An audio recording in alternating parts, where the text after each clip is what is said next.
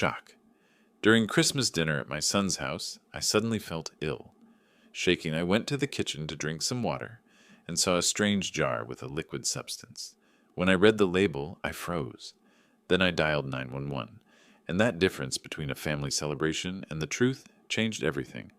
Before we continue, please subscribe to the channel and let us know where you are listening in the comments. The evening news droned about inflation rates when the telephone's shrill ring sliced through my peaceful living room.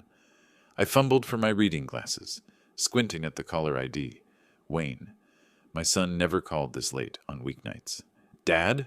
His voice cracked like a teenager's, though he was 42. I need your help, urgently.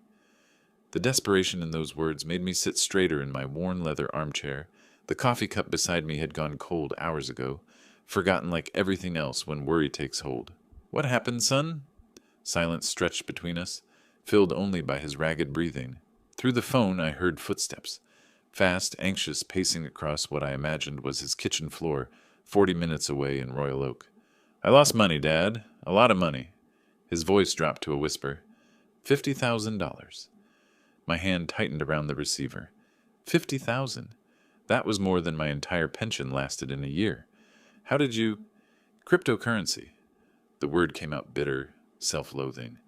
I thought I was being smart, diversifying our savings. Joanna doesn't even know yet. The mantel clock ticked steadily, marking seconds that felt like hours. On television, a weather reporter promised snow by Christmas. Normal life continuing while my son's world crumbled. Wayne, slow down. Tell me exactly what happened. More pacing. A chair scraped against tile. There was this investment opportunity. Digital assets, they called it. The returns looked incredible. 30% in 6 months. I used our emergency fund, our kids' college money, even borrowed against the house. My chest tightened. You mortgaged the house? Not the whole thing. Just a home equity loan. $25,000. His voice broke completely now. Dad, they're demanding payment. The creditors. They say if I don't come up with the money by January 15th, they'll start seizure proceedings. I stood up, my old knees protesting. The living room suddenly felt too small, the walls pressing inward. Through the bay window, Mrs. Chen's Christmas lights twinkled cheerfully across the street, a reminder that normal families were preparing for holidays, not financial disasters. Have you talked to a lawyer? Maybe there are options. I can't afford a lawyer.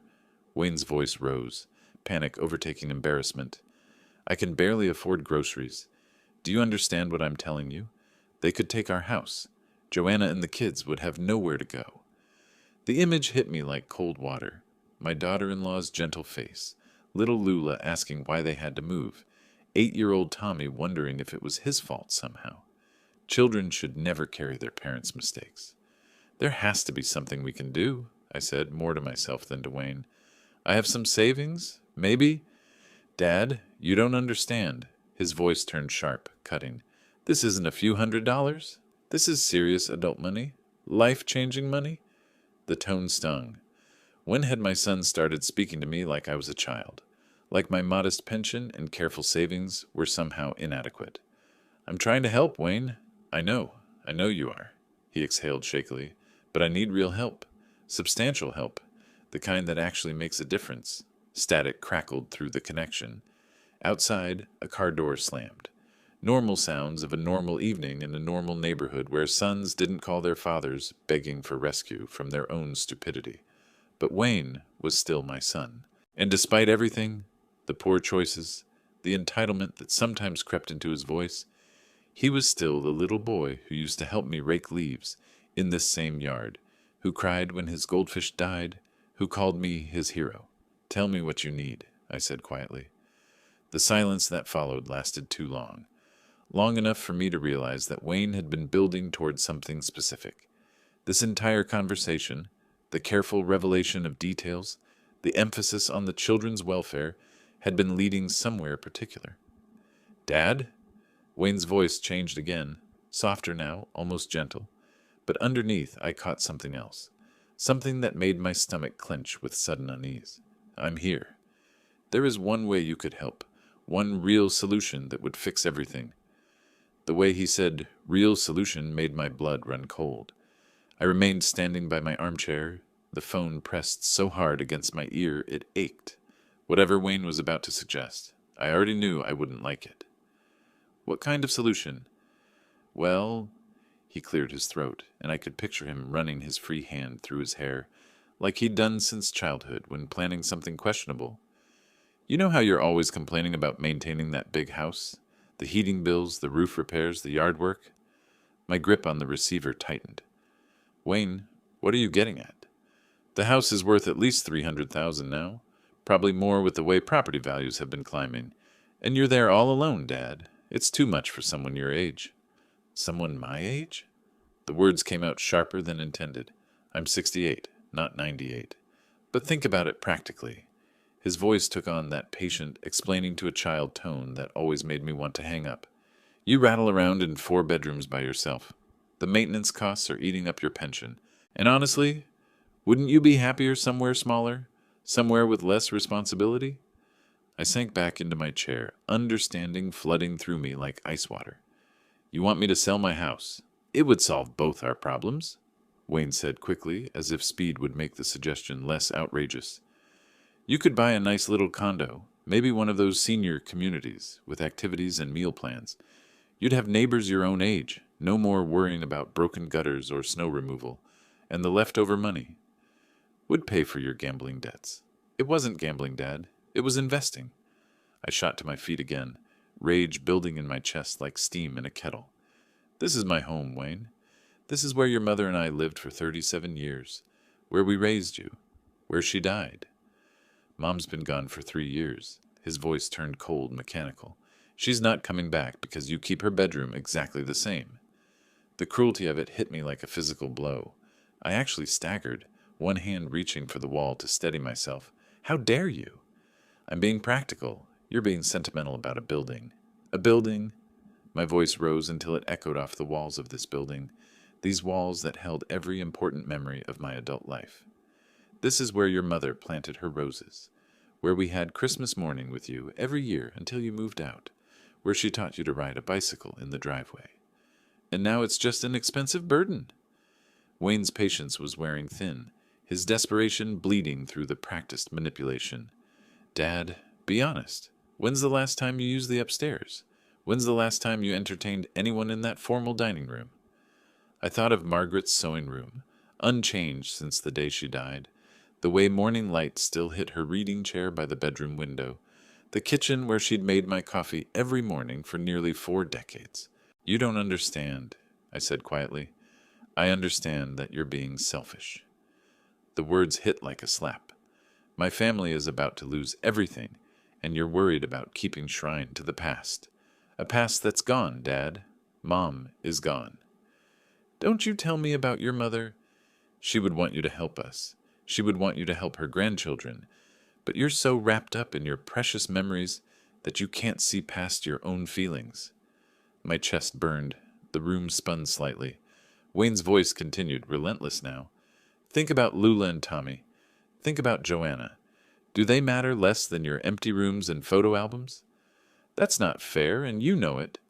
What's not fair is watching my children go homeless, while my father sits in a house worth hundreds of thousands of dollars, too stubborn to make the smart choice. Smart choice, as if selling the home where I'd built my entire life was just another financial transaction, as if Margaret's memory could be packed up and moved to some sterile apartment complex designed for people waiting to die. The answer's no. Silence. Then, what? No, Wayne, I won't sell my house to pay for your mistakes. My mistakes? His voice turned vicious. You mean my attempt to provide better for my family? To give your grandchildren opportunities you never gave me? I gave you everything I could. Everything except the one thing I actually need right now. God, you're exactly like Mom always said. Generous with your advice, stingy with your wallet. The lie was so breathtaking I couldn't speak for a moment. Margaret had never said anything of the sort. She'd been proud of how hard we'd worked, how we'd saved every penny to give Wayne advantages we'd never had. Your mother never... Enjoy your empty house, Dad. Enjoy your precious memories. I hope they keep you warm when you're dying alone in that place. The line went dead. I stood there holding the phone, dial tone buzzing in my ear like an angry wasp. My hands were shaking. My whole body was shaking. Slowly, carefully, I placed the receiver back in its cradle. The silence that followed felt different from the comfortable quiet of my usual evenings. This was hollow, brittle, the kind of silence that follows explosions. I sank back into my chair, but my body wouldn't settle. Every muscle remained tensed, waiting for another blow. Wayne's words echoed in the empty room, dying alone in that place, as if this house, this home, was somehow a prison instead of the sanctuary Margaret and I had created together. I looked around the living room with new eyes, trying to see what Wayne saw. The furniture was old but well maintained.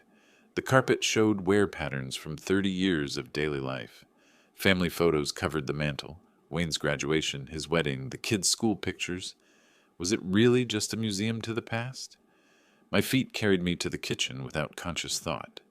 Muscle memory, perhaps, or the need to be somewhere Margaret's presence felt strongest. The oak table where we'd eaten breakfast every morning for decades. The window over the sink where she'd stood washing dishes, humming off-key show tunes. The phone rang again and my heart lurched. Wayne calling back to apologize. But the caller ID showed Frank Dawson's number.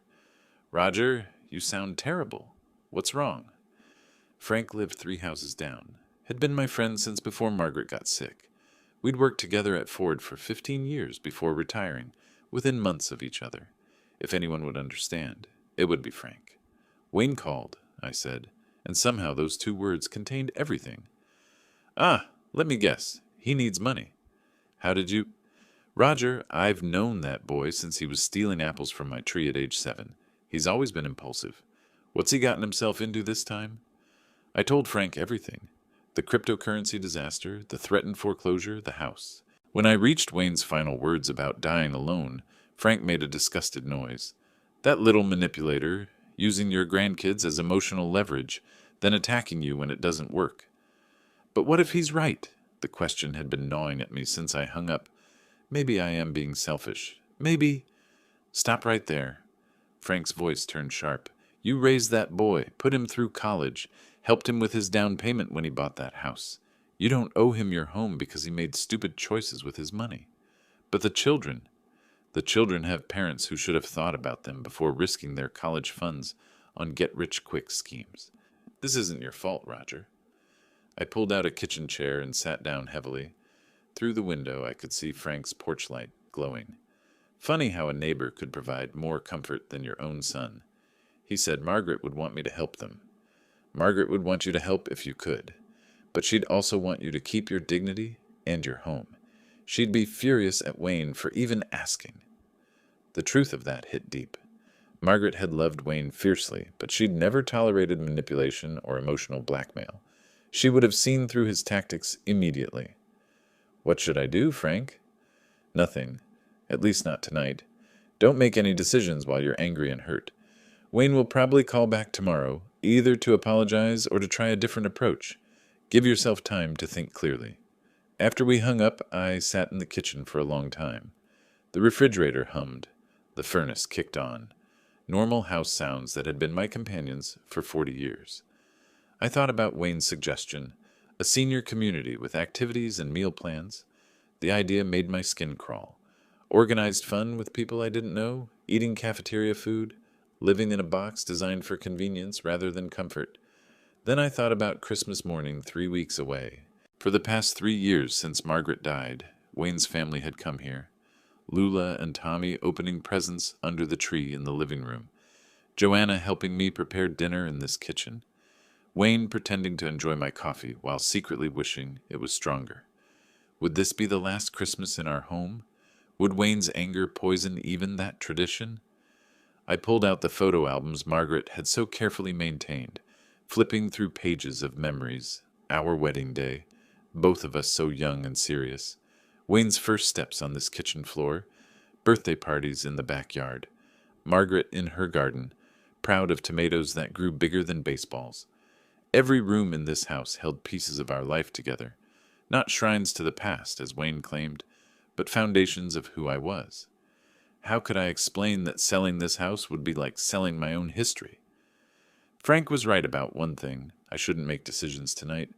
But as I closed the photo albums and turned off the kitchen light, I knew something had changed between Wayne and me. Something that might never heal completely. The boy who used to help me rake leaves had become a man willing to destroy his father's peace of mind for money. And I wasn't sure if forgiveness would come easily for either of us. Sleep had been elusive. I'd spent the night replaying Wayne's cruel words, Frank's wisdom, and my own hurt feelings. By 10 o'clock the next morning, I sat in my familiar armchair with my third cup of coffee, staring at the phone like it might provide answers. The bank statements I'd pulled from my desk drawer lay scattered across the coffee table. $15,000 in savings. My monthly pension of $2,800. Not much by Wayne's standards, but honest money earned through 40 years of engineering work. Maybe I'd been too hasty. Maybe there was still room for compromise. I picked up the receiver, dialed Wayne's number before I could lose courage. The phone rang twice before he answered. Dad? He sounded distracted, maybe eating breakfast. Wayne! I cleared my throat, chose my words carefully. I've been thinking about our conversation last night. Maybe we got off on the wrong foot. A pause. Background noise. Joanna asking about something, Wayne shushing her. Look, I can't give you $50,000, I continued, but I checked my savings. I have $15,000 available. It's not much, but it's something. The silence stretched long enough that I wondered if we'd been disconnected. 15,000? Wayne's voice carried that same dismissive tone from yesterday. Dad, that's not even close to what I need. I know it's not the full amount, but it would help with the immediate pressure. Maybe buy you time to work out a payment plan with the creditors. Payment plan? Wayne laughed, but there was no humor in it. These aren't credit card companies, Dad. These are serious people who want their money now. I gripped the coffee mug tighter. Well, what if I co-signed a loan? My credit is still good. Or maybe we could look into a partial refinance of my house. Stop. Wayne's voice turned sharp. Just stop with the small-time thinking. I don't need a few thousand here and there. I need real money. Substantial money. 15,000 is substantial to me. That's exactly the problem. Your idea of substantial and reality are two different things. My chest tightened. Wayne, I'm trying to help you. No, you're trying to feel better about yourself while offering pocket change. Do you have any idea what $50,000 looks like? Your 15,000 is pathetic. The word hit like a physical blow. Pathetic. My life savings, carefully accumulated through decades of modest living, dismissed as pathetic by my own son. Maybe if you hadn't gambled away your family's security. Don't lecture me about responsibility from your ivory tower. You've been living off Dad's pension and Mom's life insurance for 3 years, rattling around in a house worth more than most people see in a lifetime. Your mother's life insurance barely covered her medical bills. The point is, you have options. Real options. You're just too selfish to use them. There was that word again. Selfish. As if wanting to keep the home where I'd built my entire adult life was somehow morally wrong. I offered you what I could afford, I said quietly. What you could afford without inconveniencing yourself. What about what I can afford? What about what your grandchildren can afford when we're living in our car? You're not going to be living in your car. How do you know? How do you know anything about what we're facing? You sit in your comfortable house with your comfortable pension, making comfortable judgments about other people's desperation. I stood up, paced to the kitchen window. Outside, winter morning light made everything look stark and cold. Wayne, please, let's talk about this calmly. I am calm. I'm explaining simple math to someone who apparently doesn't understand numbers. 15,000 doesn't solve 50,000 in debt. A co-signed loan doesn't help someone whose credit is already destroyed. Your little solutions are meaningless. They're not meaningless to me. That's because you don't understand the scale of real problems. You live in this bubble where 15,000 feels significant because you've never faced serious financial pressure. The unfairness of it stole my breath. I'd worked construction summers to pay for engineering school. Margaret and I had lived on soup and sandwiches for months when Wayne was born, saving every penny for his future. We'd driven the same car for 12 years, worn the same winter coats until they fell apart. I faced plenty of financial pressure, I said. Your mother and I? That was 50 years ago. Things are different now. Money is different now. If you don't have real money to offer, don't waste my time pretending to help. Real money. Everything else was apparently play money, monopoly money, not worth serious consideration. So unless I sell my house, I'm wasting your time? Finally, you understand. The line went dead. I stood there holding the phone until the dial tone became unbearable, then let my hand fall to my side. The receiver clattered to the kitchen floor. My coffee had gone cold. My hands were shaking again, and somewhere deep in my chest, something had broken that I wasn't sure could ever be repaired. The next 4 days passed in a haze of disbelief and growing clarity. I wandered through the house, touching Margaret's belongings, her reading glasses on the bedroom nightstand, her favorite coffee mug still in the kitchen cabinet, the quilt she'd made hanging over the living room sofa. Each morning I walked through her garden. The rose bushes stood dormant, their bare branches reaching toward gray December sky like arthritic fingers. This was where she'd spent her happiest hours, nurturing life from soil. Now everything lay sleeping until spring, except some things I was learning never wake up. By the third day, Frank knocked on my kitchen door. "You look terrible," he said, settling into the chair across from mine with his own coffee cup. "Feel worse." "Wayne again?" I told him about the second phone call, Wayne's dismissal of my life savings as pathetic pocket change. Frank listened without interrupting, occasionally shaking his head. "My brother-in-law was like that," Frank said when I finished. "Always saw family as a source of funding for his schemes. Started with small requests, 100 here, 200 there. Then it was thousands. Finally wanted us to mortgage our house for his restaurant idea." "What did you do?" "Said no. He didn't speak to us for 2 years." Frank sipped his coffee thoughtfully. "Best 2 years of our marriage, if I'm being honest." I stared out the kitchen window at the frost-covered bird bath Margaret had loved. "But Wayne's my son. Wayne's a 42-year-old man who made 42-year-old choices. You didn't force him to gamble away his family's money." "It wasn't gambling. It was investing." Frank raised an eyebrow. "Potato, potato. Point is, his poor decisions don't create obligations for you." That afternoon, I sat in my study surrounded by legal documents, my will, insurance papers, the house deed. Margaret and I had been so careful with our finances, so deliberate about building security for our old age. We'd planned for medical emergencies, home repairs, even long-term care if needed. We hadn't planned for our son treating us like a bank to be robbed. I opened the will, read the section about Wayne's inheritance. Everything would go to him eventually. The house, the remaining savings, Margaret's jewelry. But eventually wasn't soon enough for Wayne.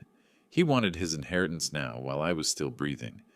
The realization hit like cold water. Wayne wasn't thinking of me as his father anymore. He was thinking of me as an obstacle standing between him and money. That evening, Frank called to check on me. "I keep thinking about something you said," I told him, "about family being a source of funding. Is that all I am to Wayne now?" "What do you think?" I thought about Wayne's tone when he'd called my savings pathetic, the casual cruelty when he'd dismissed 40 years of careful planning as meaningless, the way he'd hung up the moment I wouldn't agree to sell my house. "I think my son is gone," I said quietly, "and I don't know who this person is who's taken his place." "Sometimes people show you who they really are when they're desperate," Frank said. "Sometimes desperation just reveals what was always there." "You think Wayne was always this selfish?" "I think Wayne was always spoiled. You and Margaret gave him everything he wanted. College paid for, help with his house down payment, Christmas gifts for the kids every year. He's never had to face real consequences for poor choices." The truth of it stung. We had made things easy for Wayne, maybe too easy. "What would Margaret say about all this?" I asked. Frank was quiet for a moment. "Margaret would be heartbroken.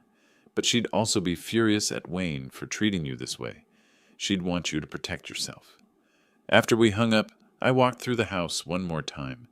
Every room held memories of the family. Wayne claimed I was being selfish to preserve. His first steps in the hallway, birthday parties in the dining room, Christmas mornings around the tree in the living room. But those memories were of a different Wayne, a boy who'd helped me rake leaves, who'd cried when his pet hamster died, who'd hugged me tight when I'd taught him to ride his bike. That boy had grown into a man who called his father's life savings pathetic. Standing in Margaret's sewing room, I made a decision. I wouldn't sell my house to fund Wayne's poor choices, but I also wouldn't let him destroy what remained of our relationship with his demands and manipulation. The next time Wayne called, I'd be ready with an answer that protected both my home and my dignity. I just hoped I'd have the strength to follow through. December the 21st arrived with the kind of bitter cold that makes bones ache. I was stirring soup for dinner when the phone rang, cutting through the kitchen's warmth like winter wind through an open door. Wayne's name appeared on the caller ID. My hand hesitated over the receiver, Frank's warnings echoing in my memory. 5 days had passed since Wayne's brutal dismissal of my help. 5 days of silence that had actually brought me peace. On the fourth ring, I answered, "Dad?" Wayne's voice sounded different, softer, almost uncertain. "I'm glad you picked up." I said nothing, waiting. "Look, I owe you an apology. A big one." He paused, and I could hear background sounds, Joanna moving around what sounded like their kitchen, the distant voices of children. I was completely out of line the other day. Stress makes people say terrible things, but that's no excuse. Still, I remained silent. Something felt rehearsed about his words, too carefully chosen. "Dad, are you there?" "I'm here." "I've been thinking about what you said, about taking things slower, finding other solutions. Maybe you're right. Maybe I was being too demanding. Demanding, that was one word for it. The thing is," Wayne continued, his voice warming with what sounded like genuine emotion, "Christmas is in 4 days. Joanna's been cooking all week, and the kids have been asking about Grandpa Roger. They want to show you their school projects, tell you about their Christmas list." Through the phone, I heard a child's voice, Tommy maybe, calling something about presents. Normal family sounds that tugged at parts of my heart I'd been trying to protect. "I know I hurt you," Wayne said quietly. "I know I said things that were cruel and unfair.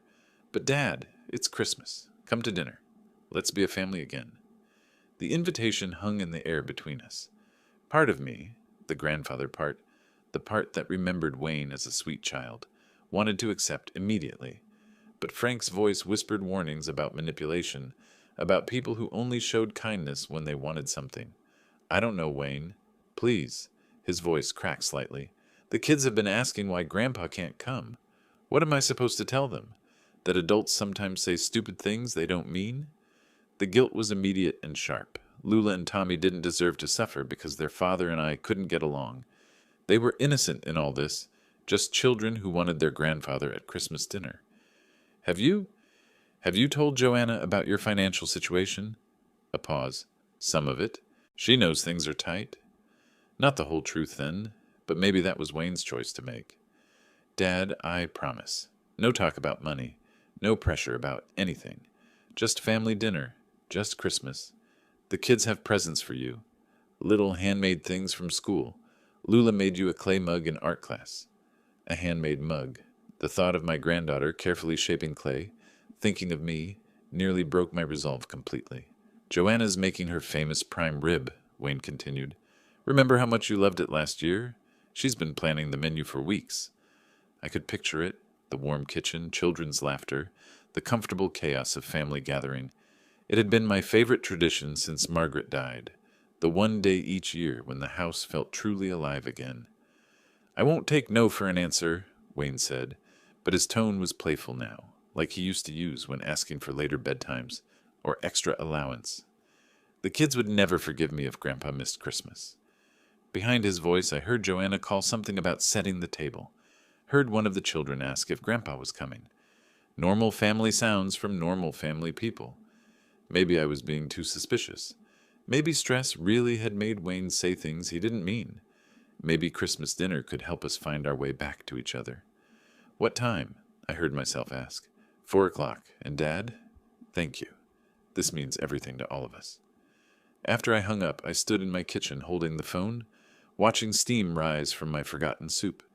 Something still felt wrong about Wayne's sudden change of heart, but the prospect of seeing Lula and Tommy outweighed my caution. 4 days until Christmas dinner. 4 days to decide whether I was making a terrible mistake. December the 22nd dawned crisp and bright, winter sunlight streaming through my bedroom windows like a promise. For the first time in days, I woke without that familiar knot in my stomach. Wayne's apology had felt genuine, and the prospect of seeing Lula and Tommy filled me with anticipation I hadn't felt since Margaret died. While making coffee, I found myself humming one of her favorite Christmas carols. The melody felt rusty in my throat, but right somehow. I pulled out my kitchen calendar, circled December 24th with a red pen, then stood back to admire it, like a child marking countdown to Christmas morning. The toy store downtown buzzed with last-minute shoppers. I wandered the aisles carefully, studying age recommendations and educational value the way Margaret had taught me. For Lula, I selected a chemistry set designed for young scientists. She'd always been curious about how things worked. Tommy got a model airplane kit, something we could build together if he visited again. At the checkout counter, the saleswoman smiled. Lucky grandchildren. I hope so, I said, meaning it more than she could know. That evening, Frank appeared at my kitchen door without calling first. His face carried the kind of concern usually reserved for doctor visits. "You're making a mistake," he said, settling into his usual chair. "Nice to see you too, Frank." "I'm serious, Roger. Something doesn't smell right about Wayne's sudden change of heart." I poured him coffee, stirring my own thoughtfully. People can change. Stress makes us say things we don't mean. Stress reveals who we really are. Frank leaned forward, elbows on my kitchen table. "Think about the timing. He calls you pathetic, hangs up on you, ignores you for 5 days, then suddenly remembers he loves you. Maybe he talked to Joanna. Maybe she made him realize how cruel he'd been. Or maybe he realized insulting you wasn't getting him what he wanted. The words stung because part of me wondered the same thing. But the alternative, believing my son was irredeemably selfish, hurt too much to accept. "The children have been asking about me," I said. "Wayne told me so." Frank's expression softened slightly. "I know you miss them, but manipulative people use whatever leverage works, even innocent children." After Frank left, I spent the evening in my study, looking through photo albums again. Pictures of Wayne's childhood, birthday parties where he'd seemed genuinely happy to share cake with friends, Christmas mornings where his face had lit up at seeing what we'd sacrificed to buy him. That sweet boy had to still exist somewhere inside the angry man who'd called my life savings pathetic. December 23rd, I tackled Margaret's apple pie recipe. Her handwriting covered the yellowed index card in precise blue ink. Measurements, timing notes, temperature reminders accumulated over decades of practice. My hands shook slightly as I measured flour, remembering how she'd guided my fingers the first time I'd tried to help. The kitchen filled with scents of cinnamon and nutmeg, transforming the house into something that felt alive again. For 3 hours, I existed in a bubble where Margaret might walk through the door any moment, complaining about my messy technique, while secretly pleased I was trying. When the pie emerged golden and perfect, I nearly wept. That evening, I wrapped presents at the kitchen table with the same methodical care Margaret had always shown. Sharp corners, precisely measured ribbon, gift tags written in my neatest handwriting. Lula and Tommy deserved that attention to detail, deserved to feel special. My phone rang while I was tying the final bow. "How are the preparations going, Dad?" Wayne sounded genuinely interested. "Good. I made your mother's apple pie." "The kids will love that. They've been asking about Grandpa's cooking all week." The warmth in his voice melted the last of my resistance. This was my son, the boy who'd helped me in the garden, who'd cried at his mother's funeral, who'd once told me I was his hero. "I'm looking forward to tomorrow," I said. "We all are. 4 o'clock sharp, and Dad, thank you for giving us another chance." After hanging up, I laid out my clothes for Christmas Eve. The red sweater Margaret had knitted my last Christmas, pressed slacks, the tie Wayne had given me for Father's Day 2 years ago. Everything had to be perfect. Standing in my bedroom, I caught my reflection in Margaret's vanity mirror, an old man preparing to spend Christmas with his family, hope and nervousness warring in his expression. Frank's warnings echoed in my memory, but I pushed them aside. Some risks were worth taking, especially when innocent children were involved. Tomorrow, I'd find out whether my son had truly changed, or whether Frank's suspicions were justified. Christmas Eve arrived gray and cold, but my spirits remained bright as I loaded wrapped gifts into my car. The 40-minute drive to Wayne's townhouse passed quickly, filled with mental rehearsals of conversations with my grandchildren and careful navigation through unfamiliar suburban streets. Wayne's neighborhood looked picture perfect, matching mailboxes, manicured lawns, Christmas lights twinkling from every roofline. His townhouse sat at the end of a cul-de-sac, decorated with wreaths and garland that Joanna had probably spent days arranging. I gathered the gifts from my back seat, taking a deep breath of winter air before walking to the front door. Through the frosted glass, I could see movement, hear children's voices raised in excitement. Wayne opened the door before I could knock, his face breaking into what looked like genuine joy. "Dad!" Perfect timing. He pulled me into a firm hug that felt real, not performed. "The kids have been watching for your car for an hour." Before I could respond, Lula appeared at Wayne's side, dark hair flying as she threw herself at my legs. "Grandpa, we missed you so much." Tommy materialized seconds later, slightly more reserved but grinning widely. "Did you bring the magic tricks? Mom said you might remember some." The warmth that flooded my chest was pure and uncomplicated. These children loved me without agenda, without calculations about money or property. Their affection was the most honest thing I'd experienced in months. "Let's see what Santa brought for you two," I said, hefting the gift bags. The living room blazed with Christmas cheer, a 7-foot tree heavy with ornaments, stockings hanging from the mantel, soft jazz playing from hidden speakers. Joanna emerged from the kitchen wearing an apron dusted with flour, her smile warm but somehow strained. "Roger, so wonderful to see you." Her hug felt tentative, and she avoided prolonged eye contact. "Dinner's almost ready. Prime rib, just like you love." "Smells incredible." I handed her Margaret's apple pie. "Thought this might go well with dinner?" Her eyes brightened with what looked like genuine pleasure. "The children will be thrilled. They've been asking about Grandma Margaret's recipes."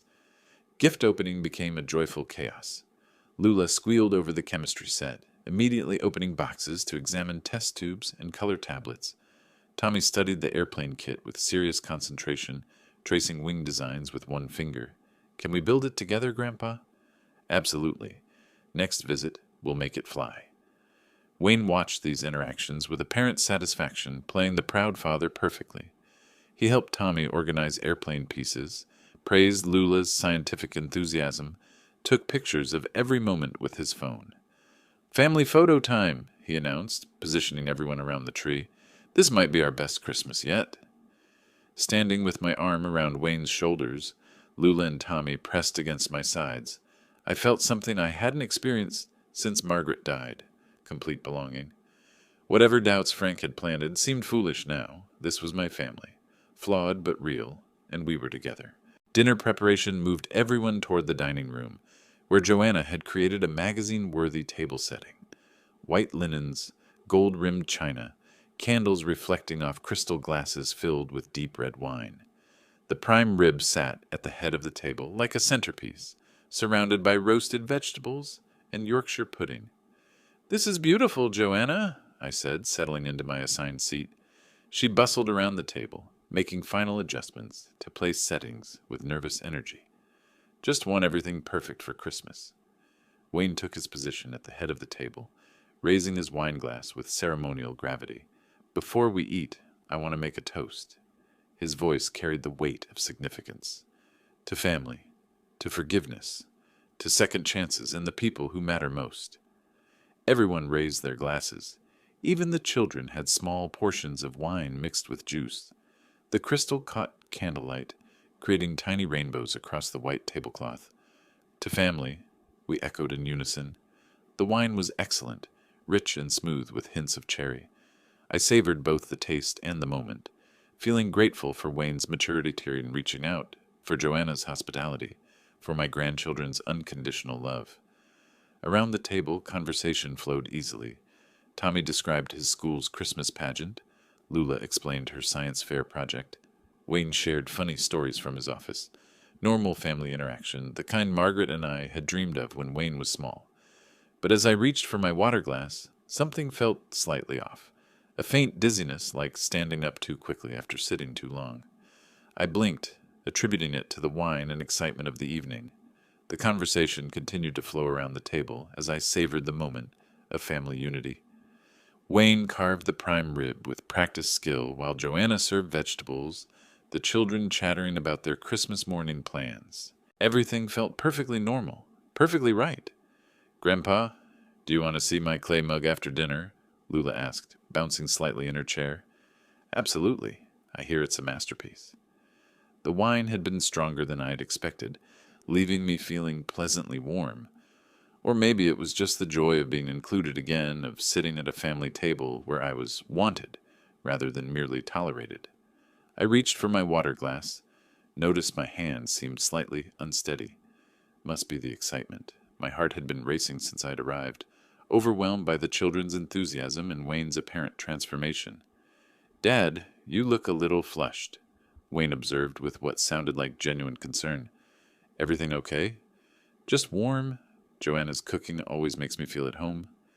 But as I spoke, something twisted uncomfortably in my stomach, a sharp cramp that made me shift in my chair. The sensation passed quickly, and I dismissed it as overindulgence.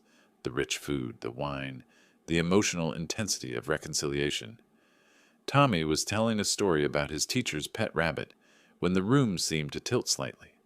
I gripped the edge of the table, blinking to clear my vision. The candles appeared to blur, their flames stretching into golden streaks. "Are you sure you're all right, Roger?" Joanna's voice carried a note of anxiety that seemed disproportionate to my minor discomfort. "Just need some water." I tried to smile reassuringly, but my mouth felt strangely dry despite the wine. Wayne half rose from his chair. "Kitchen's right through there if you want fresh water. Take your time." The cramping in my stomach intensified, accompanied now by waves of nausea that made swallowing difficult. I pressed my hand to my forehead, feeling clammy sweat despite the room's comfortable temperature. "Maybe I should—" I started to stand, then sat back down abruptly as dizziness swept over me. The dining room spun lazily, faces around the table becoming soft and unfocused. "Grandpa?" Lula's voice sounded far away, though she sat directly across from me. "You don't look good." "Should we call someone?" Joanna asked quietly, her hands twisting her napkin into tight spirals. Wayne's voice remained calm, helpful. "Dad, why don't you step into the kitchen? Maybe splash some cold water on your face? The excitement of tonight might be overwhelming." I nodded, not trusting my voice. The nausea was building steadily, my stomach clenching with increasing frequency. Standing required conscious effort. My legs felt disconnected from my body, responding sluggishly to mental commands. "Sorry," I managed to say. "Don't want to ruin Christmas dinner." "You're not ruining anything," Wayne assured me, his tone perfectly balanced between concern and reassurance. "These things happen. Take all the time you need." The walk to the kitchen seemed to stretch impossibly long. I used the wall for support, my vision swimming as familiar Christmas sounds continued behind me. Children's voices, the clink of silverware against plates, Wayne explaining to Lula and Tommy that sometimes older people just needed rest. Each step required concentration. My breathing had become shallow, labored, as if the air itself had grown thick. The hallway walls pressed closer, the kitchen doorway wavering like a mirage. Behind me, I heard Joanna's voice, barely above a whisper. "Should we—" "He'll be fine," Wayne interrupted smoothly. "Just needs a moment to collect himself." But I wasn't fine. Something was deeply, fundamentally wrong with my body. My heart raced while my limbs grew heavy. My mouth tasted metallic, foreign. The comfortable warmth of family dinner had transformed into something cold and frightening. I reached the kitchen doorway, gripping the frame to steady myself. The room beyond looked different somehow. Shadows seemed deeper, surfaces more distant. Everything familiar had become threatening. The kitchen felt like stepping into a different world. Cool tile beneath my feet, harsh overhead lighting that made me squint after the dining room's gentle candlelight. I leaned against the counter, gripping the granite edge as another wave of nausea rolled through me. Something was seriously wrong. This wasn't excitement or wine or rich food. My body was betraying me in ways that felt foreign and terrifying. I turned toward the sink, seeking cold water, when movement by the kitchen table caught my eye. A small glass vial lay on its side next to Wayne's car keys, clear liquid still visible in the bottom. My vision blurred as I tried to focus on it, but the shape was unmistakable. Medicine bottle. Empty. The room tilted dangerously. I reached out blindly for support, my hand knocking against a mixing bowl on the counter. The ceramic shattered against the floor, pieces scattering across tiles like scattered thoughts. "Dad?" Wayne's voice called from the dining room. "Everything okay in there?" I stared at the vial, my mind working sluggishly through implications. Medicine. Empty. Wayne's keys. The wine toast. The careful timing. "Fine," I called back, my voice barely recognizable. "Just clumsy." But I wasn't fine. My son had poisoned me. The thought should have felt impossible, but it settled into my consciousness with horrible clarity. Wayne's sudden apology. The insistence on Christmas dinner. The toast to family. Joanna's nervous energy. The way Wayne had watched me drink. I fumbled for my phone, hands shaking so badly I nearly dropped it. The screen swam in and out of focus as I tried to dial 911. My fingers wouldn't cooperate, hitting wrong numbers, sliding off the smooth surface. "Need some help?" Wayne's voice came from directly behind me. I spun around, nearly falling as vertigo swept through me. He stood in the kitchen doorway, no longer wearing the mask of concerned son. His expression was calm, calculating, almost curious, as he watched me struggle. "You did this." The words came out slurred, thick. "You poisoned me?" Wayne stepped into the kitchen, closing the door quietly behind him. "Smart man. Even dying, you figure things out." "Why?" I backed against the counter, phone still clutched uselessly in my trembling hand. "Because you're selfish. Because you'd rather die in that ridiculous house than help your own family. Because you chose memories over your son's future." The coldness in his voice was worse than the poison coursing through my system. This wasn't stress or desperation speaking. This was calculation, planning, murder. The children will inherit everything once you're gone, and I'm your only surviving family member. They'll never want for anything again. I tried to press 911 on my phone, but Wayne moved faster than my weakened reflexes could manage. He plucked the device from my hands, sliding it across the counter and out of reach. "That won't be necessary. You're having a heart attack brought on by the excitement of Christmas dinner. Very sad. Very believable for a man your age." "Joanna knows." The words felt thick as paste in my mouth. "Joanna will say whatever I tell her to say. She's good at following directions when our children's welfare is at stake." My legs gave out. I slid down the cabinet doors until I was sitting on the cold tile floor, back pressed against wood that felt like my only anchor to reality. The kitchen spun slowly around me, Wayne standing in the center like the eye of a hurricane. "This didn't have to happen," he said conversationally. "You could have sold the house voluntarily. Could have helped your family when we needed it. Instead, you chose to be stubborn. I worked 40 years for that house." My voice was barely a whisper now. "And now it's mine. Along with your savings, your pension, everything. Funny how death simplifies property law." The vial on the table came into sharper focus as my vision narrowed. Something clear, odorless, tasteless. Something that would mimic a heart attack in an elderly man. "What did you give me?" Wayne glanced at his watch. "Does it matter? You'll be unconscious in about 10 minutes. Dead in 30. The coroner will find an old man who pushed himself too hard during an emotional evening." 10 minutes. I had 10 minutes to either save myself or stop Wayne from destroying other lives. My phone lay 8 feet away across a kitchen that might as well have been 8 miles. "Lula and Tommy?" I gasped. "They love me. They'll get over it. Children are resilient. Besides, they'll be too busy enjoying their inheritance to mourn for long." The casual cruelty of it broke something inside me that had nothing to do with poison. My son had become a stranger. No, worse than a stranger. A stranger might have felt guilt or hesitation. Wayne felt nothing but satisfaction at his own cleverness. But he'd made one mistake. He was talking instead of leaving. Pride in his plan was keeping him here when he should have returned to the dining room to establish his alibi. And I still had 6 minutes of consciousness left. The distant wail of sirens cut through the winter night like a blade through silk. I pressed the phone tighter against my ear, watching through the kitchen window as red and blue lights painted the suburban street in emergency colors. "They're here," I whispered to the dispatcher. "Police are outside." "Stay on the line, sir. The officers will want to speak with you directly."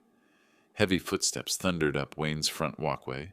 Sharp knocks echoed through the house, followed by authoritative voices calling Wayne's name. From the dining room came the sound of chairs scraping against hardwood, children's confused questions, Joanna's sharp intake of breath. "Police! Open the door!"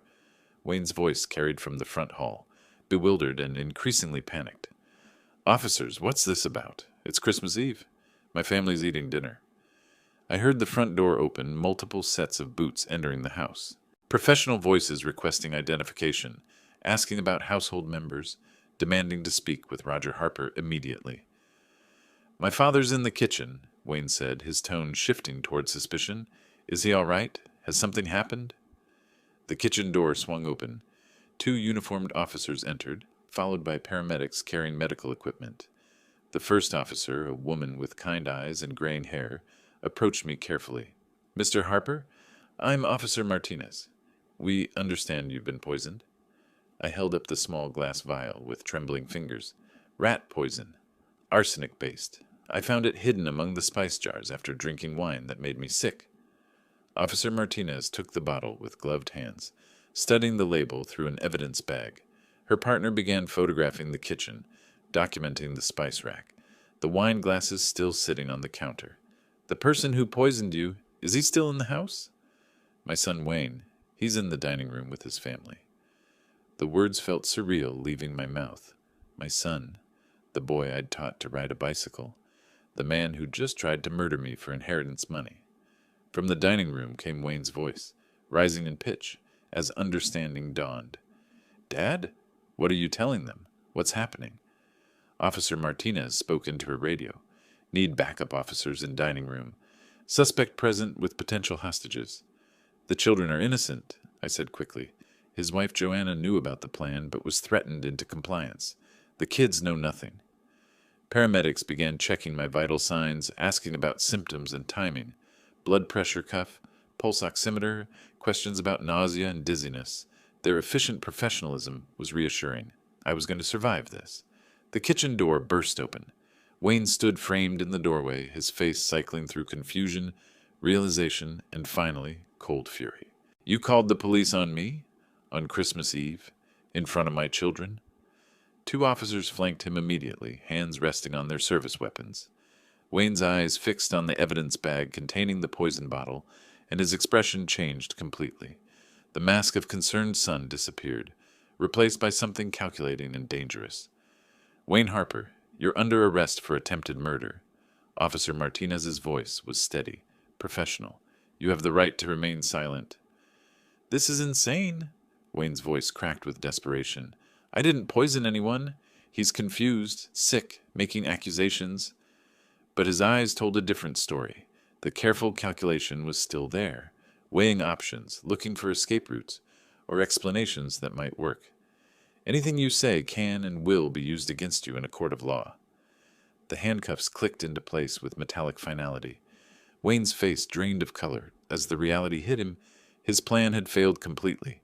Not only was I alive, but I'd found evidence that would send him to prison. From the dining room came the sound of children crying, Joanna's voice trying to comfort them through her own sobs, Lula calling for her daddy, Tommy asking why the police were being mean to everyone. "The children," I said to Officer Martinez, "they shouldn't see this. Social services is en route. We'll make sure they're protected." Wayne was led through the kitchen toward the front door, his head down, shoulders slumped in defeat. As he passed my chair, he looked up one final time. "I hope you're satisfied," he said quietly. "You've destroyed your own family." "No, Wayne. You did that when you decided money was worth more than love." The paramedics helped me to my feet, supporting my weight as we moved toward the ambulance waiting outside. Through the front window, I could see neighbors gathering on their lawns despite the cold, drawn by the emergency lights and police activity. Christmas Eve in suburban Detroit had become a crime scene. As they loaded me into the ambulance, I caught a glimpse of Joanna holding both children, all 3 of them crying as a social worker approached with gentle words and official papers. The family Wayne had claimed to be protecting was now shattered completely by his actions. The ambulance doors closed, cutting off the sight of flashing lights and broken dreams. February brought the kind of crisp Michigan morning that made everything feel possible again.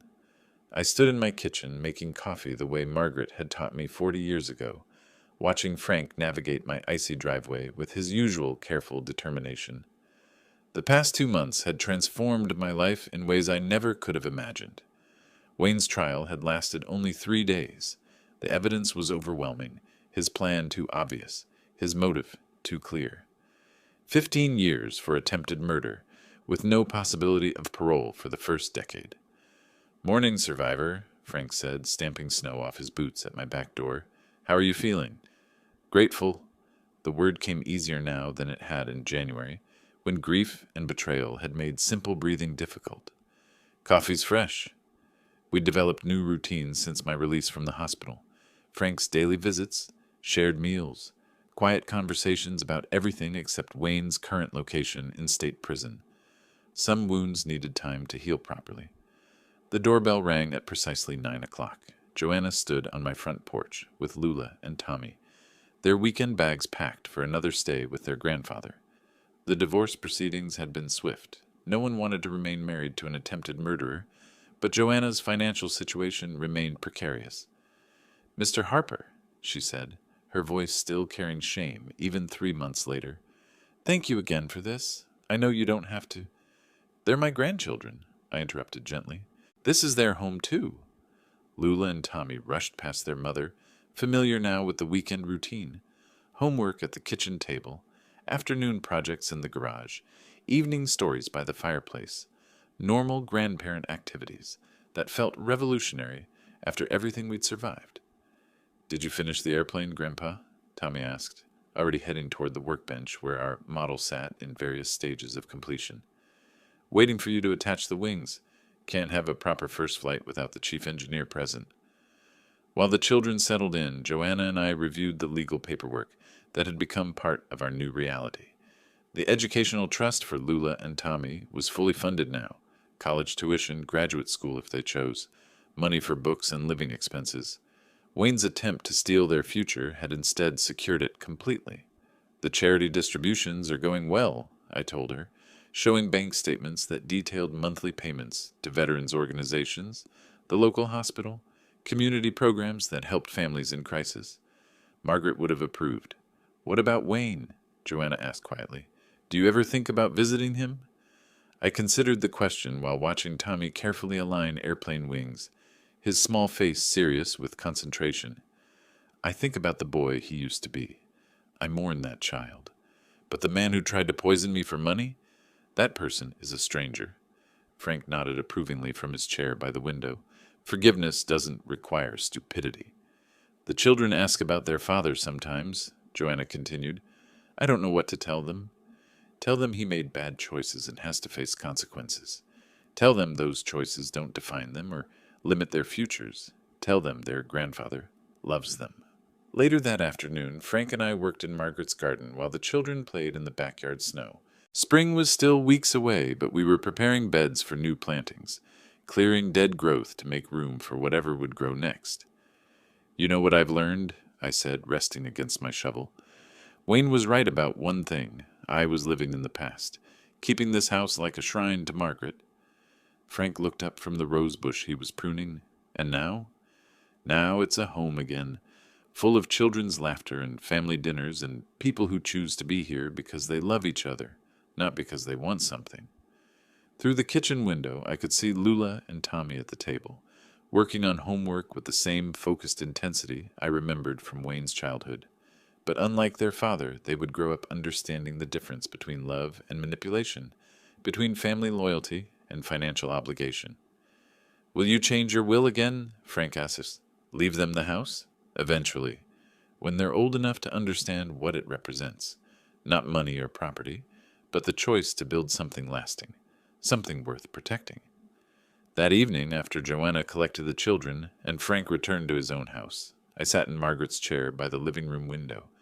The neighborhood was quiet, settled into Sunday evening routines.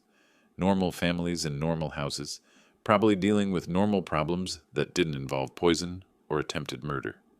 My phone rang. Frank, checking in before bedtime, as had become his habit. "Any regrets about not selling the house when Wayne asked?" I looked around the room where Margaret and I had celebrated 40 Christmases, where Wayne had opened presents as a child, where Lula and Tommy now felt safe and loved. "None whatsoever," I said.